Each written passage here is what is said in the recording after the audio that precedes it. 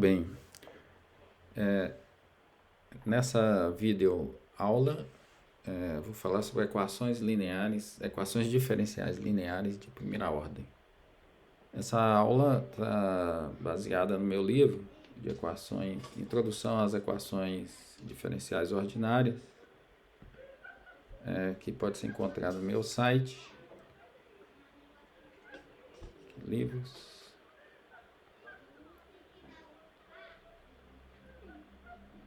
Introdução às Equações Diferenciais Ordinárias.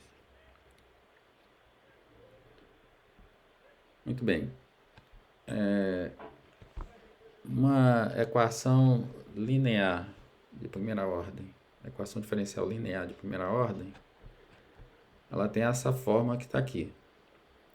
Um coeficiente que depende só de t, vezes a derivada da incógnita em relação a t, mais outro coeficiente que depende só de t, vezes a incógnita, igual a uma função conhecida de t. Nesse caso, nesse caso que eu estou abordando aqui, a variável independente é t. Então, a primeira coisa que a gente tem que fazer nesse caso é colocar essa equação na forma padrão, né? Se a gente quer resolver uma equação linear de primeira ordem, a gente tem que primeiro colocar essa equação na forma padrão. Como é que a gente faz isso? A gente divide a equação pelo coeficiente a de t, de forma a que o coeficiente de dy dt fique igual a 1. Então, nesse caso aqui, dividindo a equação por a de t, a gente vai ficar dy dt mais b de t sobre a de t, que eu vou chamar de p de t, vezes y, igual a f de t sobre a de t, que eu vou chamar de q de t. Então, essa é que a gente chama de forma padrão. E é usual chamar o coeficiente de y de p de t e o termo independente de segundo membro de q de t. Muito bem. Como é que a gente faz para resolver uma equação desse tipo? Então, a gente multiplica a equação diferencial por essa função, que também é usual se chamar de μ de t, que é elevada à integral de p de t dt. Essa integral aqui é uma integral indefinida, é uma primitiva de p de t. Essa função μ de t a gente chama de fator integrante, e a razão vai ficar clara mais à frente. Multiplicando essa equação diferencial por μ de t, a gente vai ficar com μ de t dy dt mais μ de t vezes p de t vezes y igual a μ de t vezes q de t. Bem, isso aqui é verdade para qualquer função μ de t, né? Mas essa função μ de t, ela tem uma propriedade especial, que é a seguinte: se você derivar μ em relação a t, vai ser igual a isso aqui pela regra da cadeia, derivada de uma exponencial de uma função, vai ser exponencial da função vezes a derivada do expoente. Então, o expoente é uma integral, é uma primitiva de p de t. Então, a derivada da primitiva é o integrando, é p de t. Então, a derivada de μ de t vai ser e elevado à integral de p de t dt, é elevado a uma função, né? Isso é pela regra da cadeia, vezes a derivada do expoente, que é p de t. Mas esse aqui, é exatamente μ. Então, quer dizer que dμ dt tem a propriedade de que ela é igual a ela vezes p de t. Então, quer dizer que eu posso substituir μ de t, p de t por dμ dt. Fazendo isso, a equação fica nessa forma: μ de t vezes dy dt mais dμ dt vezes y igual a μ de t vezes q de t. E aí aqui ocorre o milagre, né? Com essa μ, o lado esquerdo da equação se transforma na derivada de um produto, né? Multiplicando a equação diferencial por a equação diferencial na forma padrão por μ de t, transforma a equação diferencial de maneira que o lado esquerdo fica derivada de um produto, né? Como é que é a derivada de um produto de duas funções? É uma função derivada da outra, mais derivada da primeira vezes a segunda, né? Isso é exatamente a derivada do produto μ vezes y. E aí, então, substituindo isso do lado esquerdo, a gente vai ficar aqui. O lado esquerdo da equação é d dt de μ de t vezes y igual a μ de t q de t. Bom, aí agora é só integrar, né?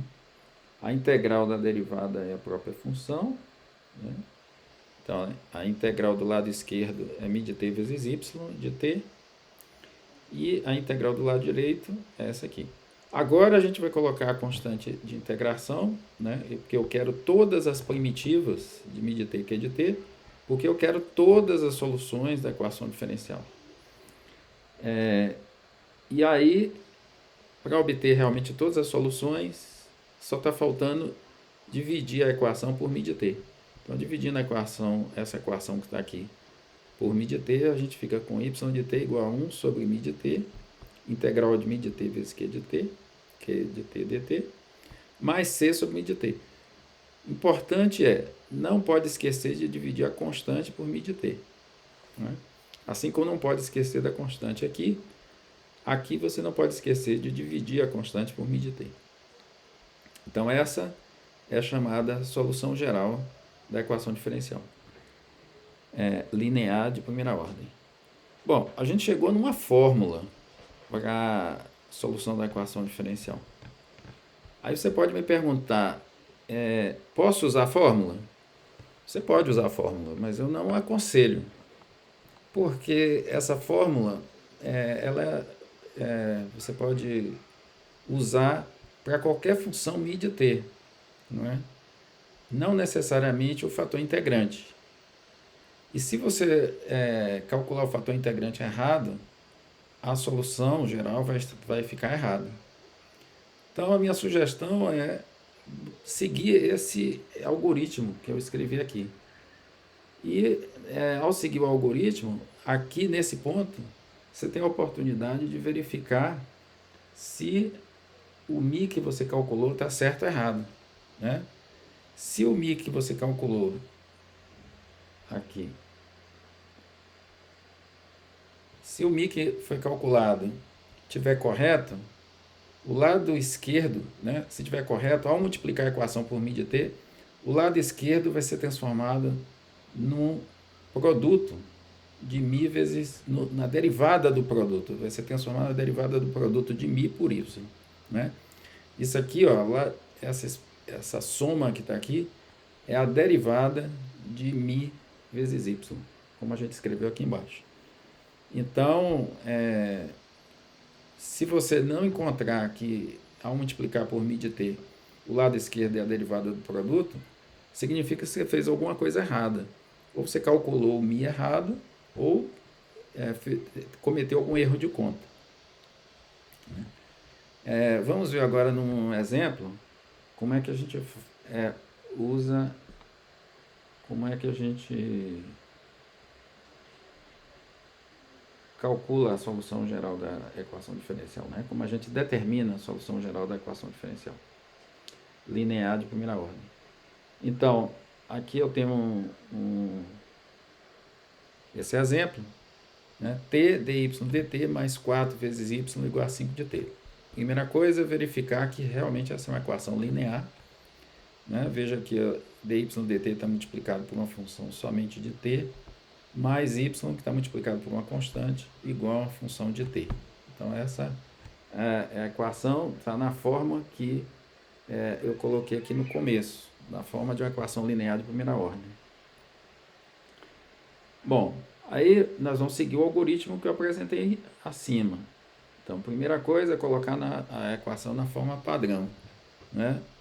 Como é que a gente faz isso? Divide a equação pelo coeficiente dy dt, que é t. Então, dividindo-se essa equação por t, a gente obter a equação dy dt mais 4 sobre ty igual a 5. Né? Agora, eu tenho que calcular o fator integrante. Então, nesse caso aqui, no caso dessa equação, o p de t, que é o coeficiente de y, é 4 sobre t. Então, o μ de t vai ser igual a e elevado à integral de 4 sobre t dt, integral indefinida, que é igual a e elevado a 4 logaritmo de t. E, usando a propriedade logaritmo, 4 logaritmo de t é igual a logaritmo de t à quarta. Então, ficamos com e elevado a logaritmo de t à quarta. E, usando outra propriedade de logaritmo, né, que é logaritmo e a exponencial são funções uma inversa da outra, então a exponencial do logaritmo de t à quarta é igual a t à quarta. Será que esse realmente é o fator integrante dessa equação diferencial? Vamos ver. Vamos multiplicar a equação na forma padrão por t à quarta. Então, nós vamos ficar com t à quarta, ty dt, mais 4 vezes t à quarta dividido por t, vai ficar 4t ao cubo, né, vezes y igual a 5t à quarta. Então, se eu tiver calculado o fator integrante de forma correta, o lado esquerdo da equação é igual à derivada de um produto. Então, vamos ver.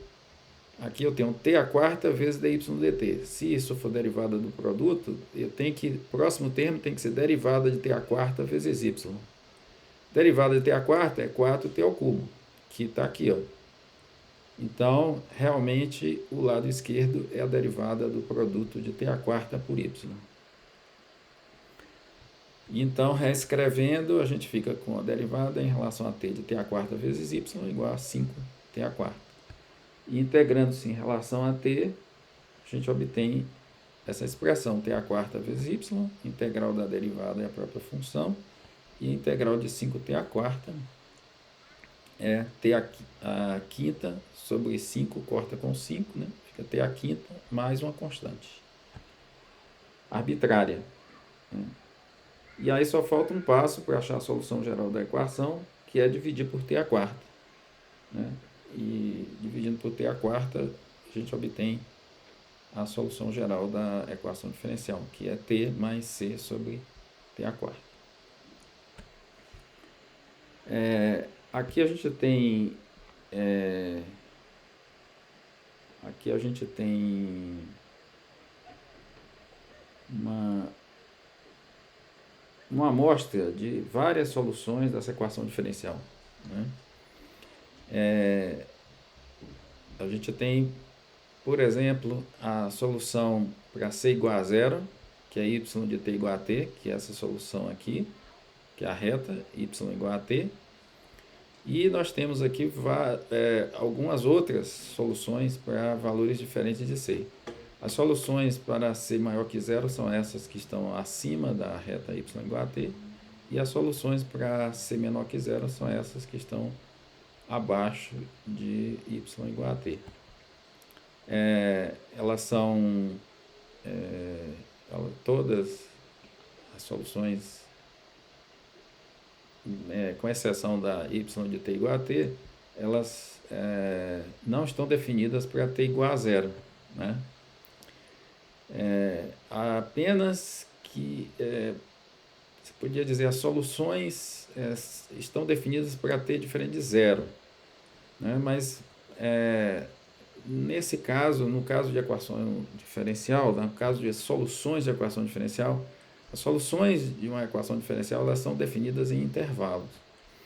Então, mesmo aqui que eu tenho um mesmo valor de c, tanto para essa curva aqui, para esse ramo aqui, quanto para essas duas curvas aqui são soluções diferentes da mesma equação diferencial. Né? Porque a equação diferencial, a solução de equação diferencial é definida em intervalos. Quando tem uma interrupção, então a solução não existe mais e quando aparece, já seria uma outra solução da equação diferencial. Isso vai ficar claro mais à frente. Outra coisa, eu falei nos exemplos, né, nas aplicações, você tem um problema do pêndulo simples, você tem uma solução só. E aqui a gente obteve como solução da equação diferencial uma família de soluções, né? Então, mas o problema prático tem uma solução só. Como é que isso acontece? Acontece porque o problema prático, além de, na hora que você modela o problema, além de satisfazer a equação diferencial, né, tem uma outra condição, ou algumas outras condições. Então, no caso da equação de primeira ordem, a gente tem uma condição inicial. E aí, em problemas práticos, você vai resolver um problema formado pela equação diferencial e uma condição, chamada condição inicial. Então, isso que está aqui é chamado de problema de valor inicial, né? Que é formado pela equação diferencial mais uma condição inicial. Então vamos ver um exemplo, nesse caso, em que a gente vai ter a mesma equação diferencial do exemplo anterior, mas agora a condição inicial y de 1 igual a 3. Como é que a gente resolve esse problema de valor inicial, esse PVI? A gente vai substituir t igual a 1 e y igual a 3 na solução geral. Então, a solução geral é essa que está aqui. Se eu substituir t igual a 1 e y igual a 3, vai ficar 3 igual a 1 mais c sobre 1. Né? Então, que é isso que está aqui. Ó. 3 igual a 1 mais c sobre 1, você obtém que o c é igual a 2. Substituindo esse valor de c na solução geral, nós obtemos a solução do PVI. E ela é válida somente para t maior que zero, né? Que é o maior intervalo em que a solução está definida e a sua derivada, e contém o ponto inicial t0 igual a 1. Né? A palavra ponto inicial a gente usa em dois sentidos, né? Quer dizer o par 1, 3, mas também a gente usa com relação a somente o t igual a 1. Então, significa aqui, ó, que essa solução aqui, ó, essa azul clara aqui, ó, para y de 1 é igual a 3, né? E a solução é válida somente para t maior que zero, porque aqui tem uma interrupção, né? Então, aqui a gente tem o gráfico da solução do PVI, né? Aqui está o ponto inicial, e também a gente chama de ponto inicial o t0 igual a 1, e aí a gente tem a solução, né? Como é que a gente pode entender, né, o intervalo de validade? Você tem o ponto inicial, você vai para trás e para frente o máximo que você puder, enquanto que a função, a solução e a sua derivada estão definidas, né? E satisfaz naturalmente a equação diferencial. Então, nesse caso, o máximo que a gente pode ir para trás e para frente é o intervalo aberto, que vai de zero até mais infinito. Se a gente tivesse um problema inicial, é o exemplo seguinte, né? Se o problema inicial é formado pela mesma equação diferencial com a condição y de menos 1 igual a 1, você vai fazer as contas e vai encontrar o mesmo valor de c que a gente encontrou aqui, c igual a 2. Então, a solução, a expressão que dá a solução é a mesma, mas agora ela é válida para t menor que zero. Então,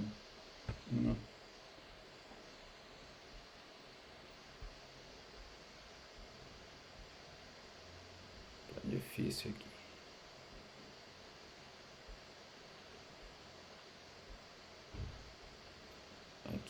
Então, se a condição inicial for y de menos 1 igual a 1, então a solução do PVI é a mesma, mas ela é válida para t menor que zero, né?